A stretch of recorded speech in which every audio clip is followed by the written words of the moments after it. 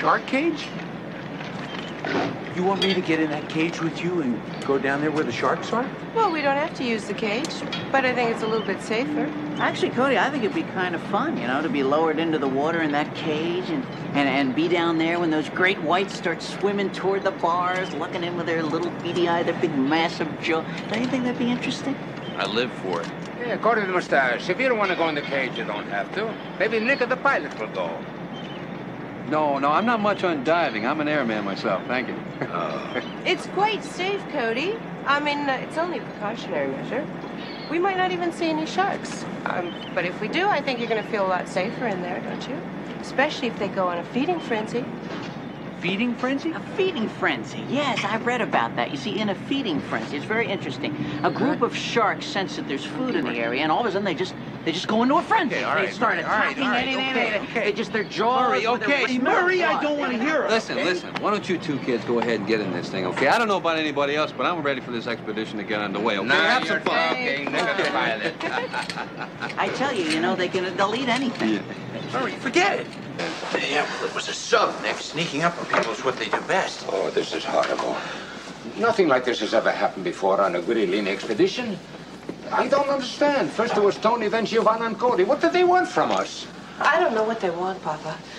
But he definitely didn't want us to uncover something. Oh, what did you find? Did you find anything down there? Well, for starters, Murray, a bunch of dead fish, a whole string of them with big cancerous tumors all over.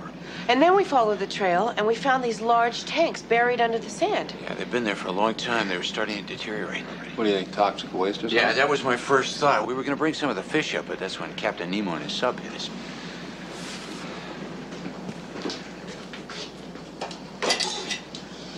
Are there any markings on the tanks at all that you could notice? Not really. There were some serial numbers, but they were starting to wear off. I noticed that tank again.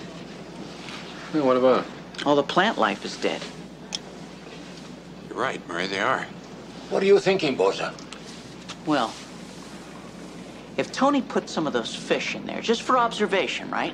Well, they could have contained enough toxic waste to kill all the plant life. Yeah, it's possible, Murray, but there aren't any fish in that tank. And I don't remember seeing any fish in there. And you wouldn't if he put them in there the night he was shot, you see? So you're thinking whoever hit the boat that night stole the fish from the tank, right? Exactly. That'd make a lot of sense. Yeah, it does, Murray. You're right. Whoever's responsible for burying those tanks knows that's probably what's killing the sea life. Your expeditions draw a lot of publicity. People would have no trouble finding out where you'd be snooping around. No. So what are we going to do about it? Well, I want to do a toxicity test on that water, and I think Nick and Cody, I think you guys ought to find out who's behind that two-man sub. All right, great. Let's get the boat to shore. Come on. Let's Angelo.